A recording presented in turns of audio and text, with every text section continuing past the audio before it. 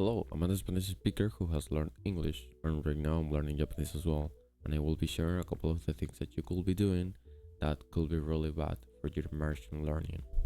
You think that everything in your immersion should be completely understood, and most of the time, this is not the way it works. What we want to understand completely is just the context you are put in.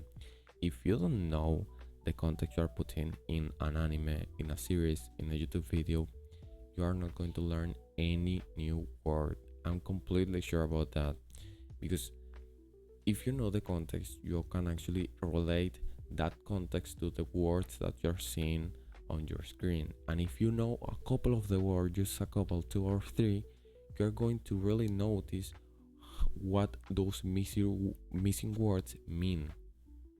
And in reality, if you are understanding everything in that piece of immersion, that anime, that video, you're trying to translate everything, you're trying to review every piece of grammar, why will your brain come and say, bro, we need to learn this new piece of grammar because, man, we are not understanding it whenever it pops up? Or why would you have to learn this new word if you are literally understanding it? Like, why will your brain come and say that? It doesn't make sense, right? So we want our brain to work whenever we are doing immersion. If our brain it's not working when we're doing immersion, our immersion is probably not efficient and we're probably going to learn very little from that immersion that we're doing. I see a lot of people, like a lot of people, using Anki as their main study. And like, don't get me wrong, Anki is very good to get to advanced levels in vocabulary in the long term because you're going to encounter words in Anki that you don't see often on a daily basis. But if you're using Anki as your main study, it will slow your learning curve. That's how it works. So I will explain this to you by just simply giving you an analogy.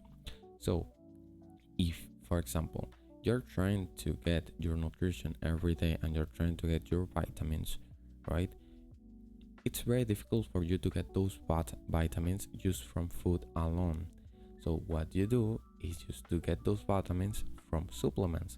That's how Anki works as well. So Anki is just a supplement. So in a perfect world, you will have a lot of material in your immersion which is perfectly fitted for your level and a little above of your level. But because you don't have that perfect immersion material, you use Anki as a supplement to get those new words that you won't see on that type of content. So you can actually have a better vocabulary when you get to a more advanced content. That's how Anki works, and that's how you should be using Anki. Not as your main study, but as a supplement. I will just give you a final tip which has helped me a lot in my immersion as well. So write every word that you review on a daily basis. So when you're doing your immersion and you see a new word that you don't know, just review them and like write them. So if you struggle a lot with identifying the kanjis and like learning the new readings and things of the like, this is going to help you a lot with it. Like, believe me, I struggle a lot with this. By writing them on a daily basis, I actually learn how to write them just by writing them whenever I review them, and like literally it's going to help you with that. So thank you a lot if this was helpful to you.